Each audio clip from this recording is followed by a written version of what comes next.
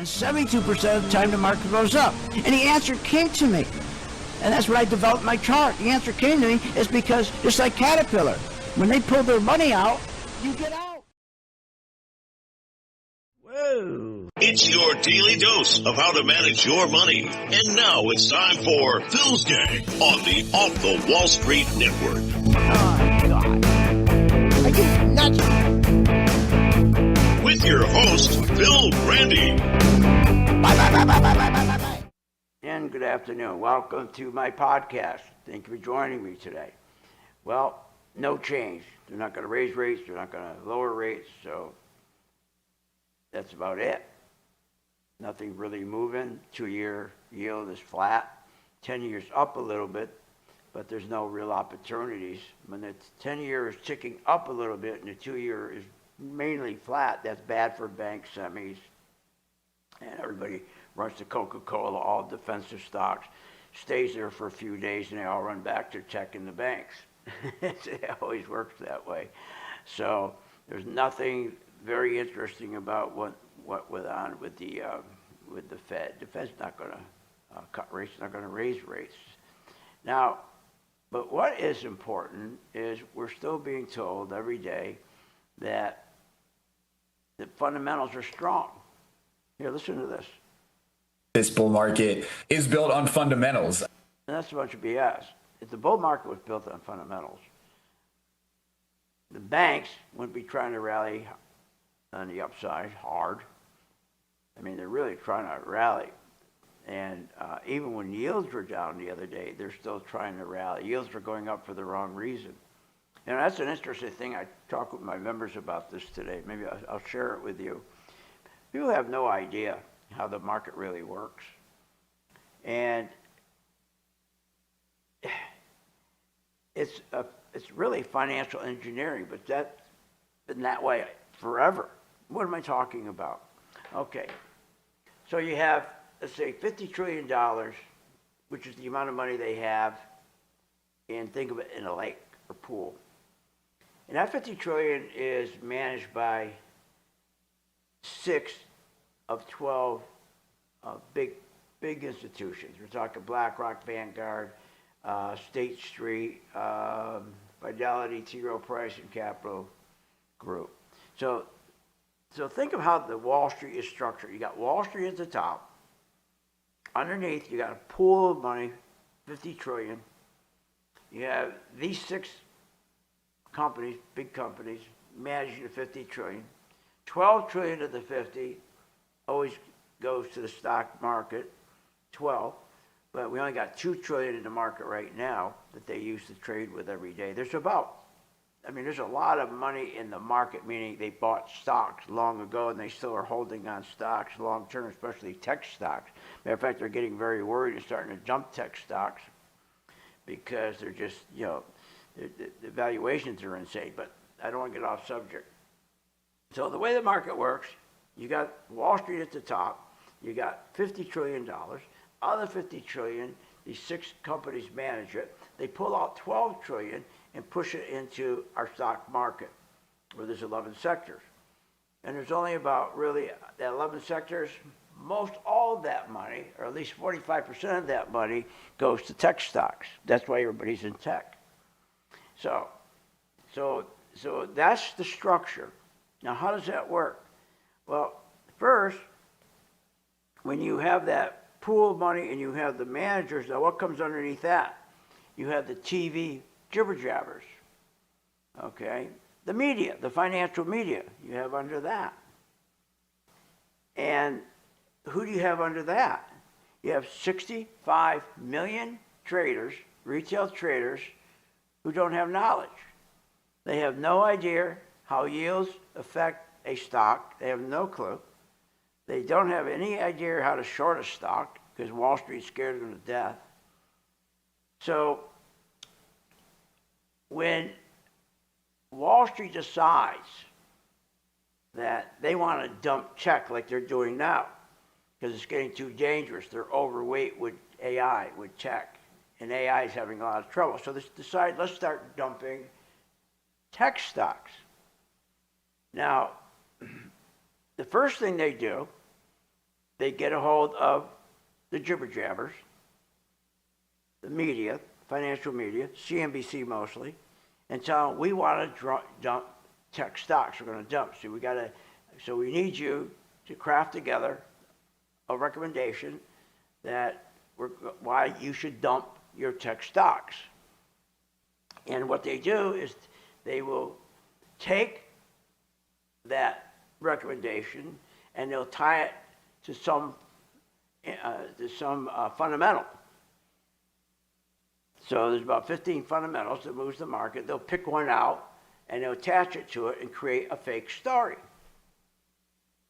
Now, so you got Wall Street saying, we got to dump tech. We're overweight. We could get in trouble. Let's dump it. They contact the media. They craft a story, tie it to a fundamental, make it sound true, and then they start dumping. Now, you got all this money in tech that BlackRock and Vanguard and State Street and Fidelity, they put, all these different groups in to tech stocks.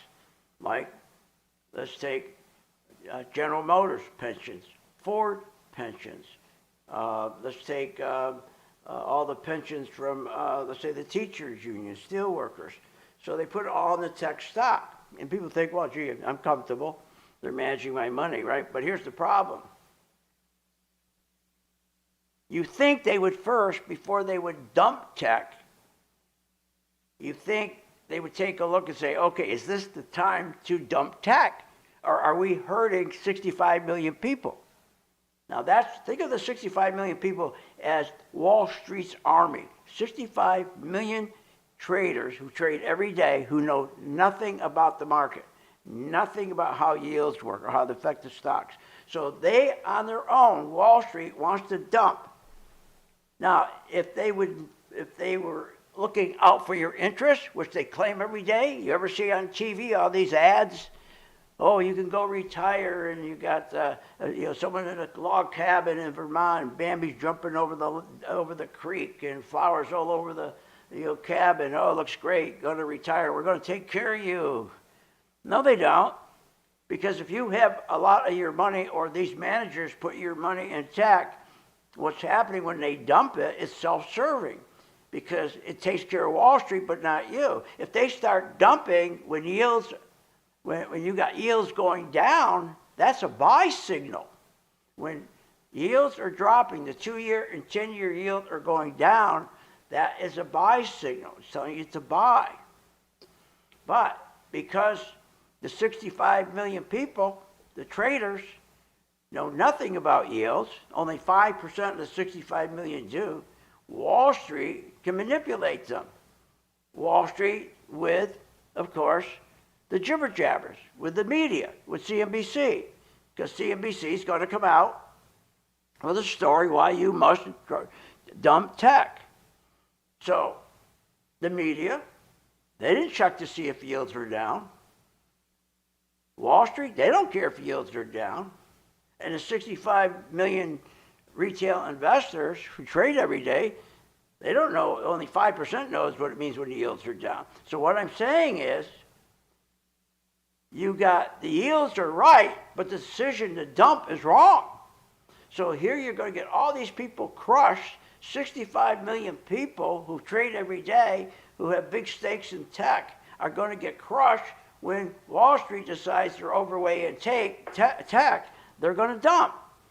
But they don't take in consideration, well, let's see, if we dump, we're going to hurt all these people. If we dump tech right now, take a look at the yields. Oh my God, they're going down. That's a buy signal.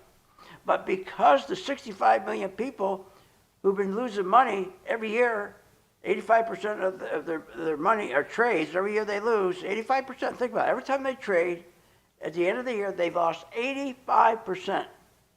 They were wrong 85% of the time. Now, you would think, right, if these 65 million people knew how yields work, and yields are going down 10 and a 2-year, is telling you to buy tech, not to sell it. So somebody would have said, wait a minute, hold on here. They would have questioned CNBC. They said, why are you giving a recommendation to buy tech when yields are down? They would have questioned Wall Street. But see, CNBC does what Wall Street does, even whatever they say, because CNBC, remember, they live and die off of Wall Street. The major portion of their income from advertising is Wall Street. So they're not going to buck Wall Street. They're not going to say, wait a minute, Wall Street, what the hell are you doing? You're going to hurt all these people. You're going to hurt 65 million people who trade every day who are heavily invested in tech, because 45% of the 1.3 million that trades every day, or 1.3 trillion that trades every day, most of that money is in tech. So now you decide that you're overweight, you made some bad decisions with all this AI crap. Now you're going to dump. Shouldn't you take into consideration all these people who have money in tech stocks who are retired and so forth? Shouldn't you look at the yield first? No, because they don't have your interest in mind. So if you knew how to read a yield, you could have protected yourself. If you read a yield and you saw it going down, and then you saw the recommendation to sell in a yield that's going down, what are you, nuts? So if you knew how to short, see, if you know how to read yields, you know how to short, you're going to be a great trader. Because every time Wall Street does something that's not in your best interest, which is 95% of the time, it's in Wall Street's interest, you can protect yourself. But to be able to protect yourself in this business, you got to know how to read the yields so that you can catch them when they make a recommendation between Wall Street and CNBC and Fox Business and Bloomberg. They're all hooked together as one. They're one train. And if you know yields, when they come out with a recommendation, you're not going to get hurt, because you're going to say, wait a minute, the yield is right, but the market's going the wrong way. So here's what I'm going to do. I'm going to short.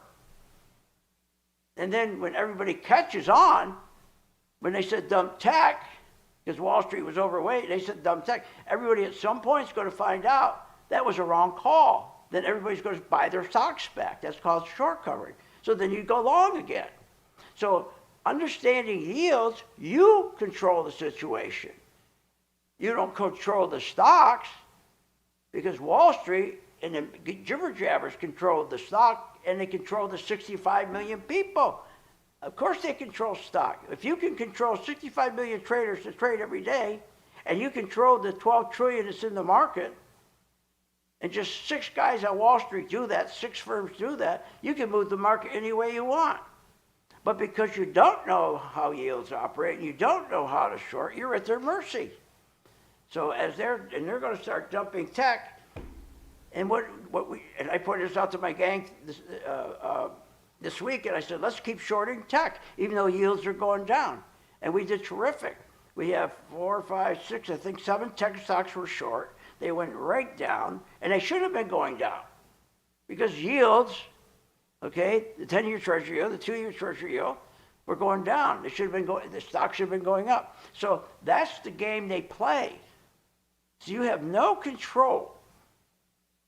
Who controls your money? Whether you're in a 401k, whatever you're in, these 6 people, these 6 companies control your money, and they only protect themselves. And if you understand yields and you understand shorting, you'll never be on the wrong side of a trade. So again, and then again, they're trying to, they keep filling us with BS, right? That this bull market is not built, is built on fundamentals. That's not true. This market is not built on fundamentals. If fundamentals were strong, banks would be rallying very hard on rising yields. But banks have been rallying on yields that are going down. So you're going to get screwed at some point. But if you're a trader and you don't understand yields and you're trading banks, because everybody's in banks, buy banks, right? And you jump on the train, but the smart guy, he sees banks going up, he looks at the yields, and yields are going down. And he said, wait a minute, these bank stocks are going up for the wrong reason, so here's what I'll do. I'll trade them on the upside, I'll protect myself with stops, and once everybody catches on, they got screwed, and they bail out, I'll be short, and I'll short them all the way back down. If you don't know how to short, you can't participate in the market and make money. It's almost impossible. because of this. So when they're saying that the fundamentals, are you kidding me? So the long yields are rising for, again, when they rise for the wrong reason, again, fundamentals, this market is not built on fundamentals. If we were built on fundamentals, then CLAC and AMAT and LRCX and MOVE, I mean, they'd be all collapsing big. So again, this market is not built on fundamentals. It's a lie. It just makes no sense to do that. If fundamentals were strong, like they're saying, oil would be collapsing. It wouldn't be at $90. Oil would be at $25, $30. That's right. If fundamentals were strong, like they say they are, oil would be maybe, let's give a benefit, it would be $45. But it's not. So they're lying about that. And so if fundamentals were strong, oil would be collapsing. It's going up.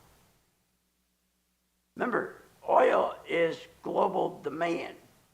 Okay? It's a global demand gauge. There's no demand. Now, if fundamentals were strong, our economy was strong based on fundamentals, oil would be going through the roof. Industrial demand would be going through the roof.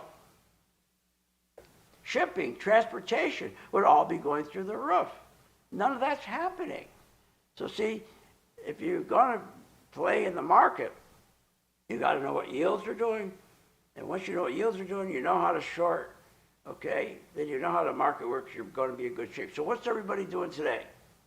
If fundamentals were strong, why is everybody jumping to Coca-Cola today? I mean, that's a contradiction. When they say fundamentals are strong, this country, this market is based on fundamentals. No, that makes no sense. Why is everybody? If that was the truth, why are they buying defensive stocks? But they're not.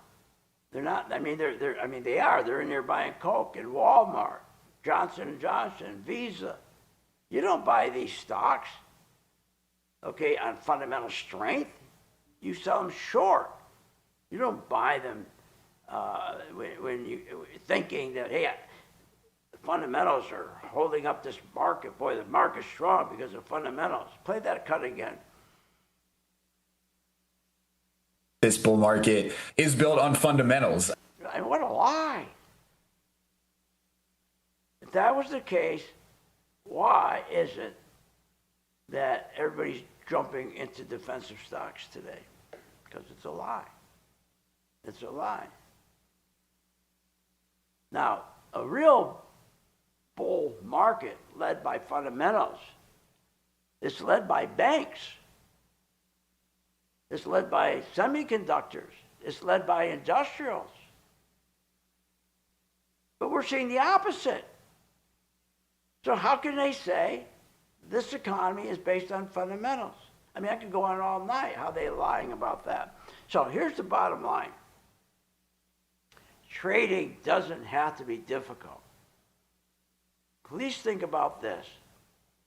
I mean, try to wrap your arms around this, like trying to wrap your arms around Jell-O. How on earth you got 65 million traders who trade every day. 1.3 trillion in money is passing hands. Of the 1.3 trillion, almost 45%, or a little more than 45%, is going to just 12 stocks. Mostly 7, but I'll put it in 12. Now think about that. Isn't that insane? That's just crazy. So again, if you have these 65 million people have ended up being the tip of the spear for Wall Street. They use these 65 million people. They don't want them educated. They don't want them to know what yields do and how they affect the stocks. They don't want them to know that. They don't want to know what relative strength is. They don't want them to know what volume is. And to mess them up real bad, remember 300 years ago, the Chinese used this system to trade rice. Wall Street adopted it to confuse you. Did you ever see how many patterns are in these Japanese dojis and so forth? The hammer, the swinging hammer, the claw. I mean, there's hundreds of them. When there's only about just five patterns you need that will tell you whether your stock is going to go up to buy or your stock is going to go down. So think how easy it is. But they don't want you to know those patterns. They also don't want you to know about a sweet spot. There's only one place you buy on a stock. One place. That's where the professionals buy. But they don't have you, the retail investor, buying there. They have you buy at the top. How many times do retail investors always buy after the stock already rallied? They buy at the top for fear of missing out. It's been designed that way. So I could go on all night with this. But again, just remember this. I'm begging you. If you're part of the 65 million people who trade every day, and out of the 65 million people, 95% don't know anything about yields. How can you trade if you don't know anything about yields? It's like, how can you drive a car if you don't have wheels or brakes? The same thing. Same thing. So if you want to make a lot of money, you make it in the stock market. There's no other place that you can make this kind of money than in the stock market. But very few people make it. As I just told you, you got 85% of 65 million retail investors lose money every year. Isn't that ridiculous? Doesn't have to be that way. So please, if you're a trader and you want to stop losing money, we'll help you. Okay? All you have to have is a little education on yields, because they tell you when your stock's going to go up and your stocks are going to go down. Okay? That's probably the most important thing, okay, when you're trading. And then stop listening to the TV jibber jabbers, because they're owned by who? Wall Street, who owns and controls the $50 trillion that's in the lake, of which 12 trillion goes into the stock market. 1.3 trillion stays in the market all day long. And you have all these retail buyers buying and selling them, but they're controlled by Wall Street, and they're controlled by CNBC and Fox Business. Everybody sits there with their pad taking down notes. And what stock is Kramer buying now? And what's the other guy on Fox? I can't think of his name. Yeah, Charles Payne. All right now, oh, what are you saying? Oh, he's got a book free. I better get the book free. It's all BS, man. Keep it simple. All right. Thank you for joining me. I'll see you the same time tomorrow. If you want to learn the truth about the market and stocks, join our gang, okay? And I'm telling you, after 10 days, you're going to say, why haven't I done this before? All right, see you on the charts.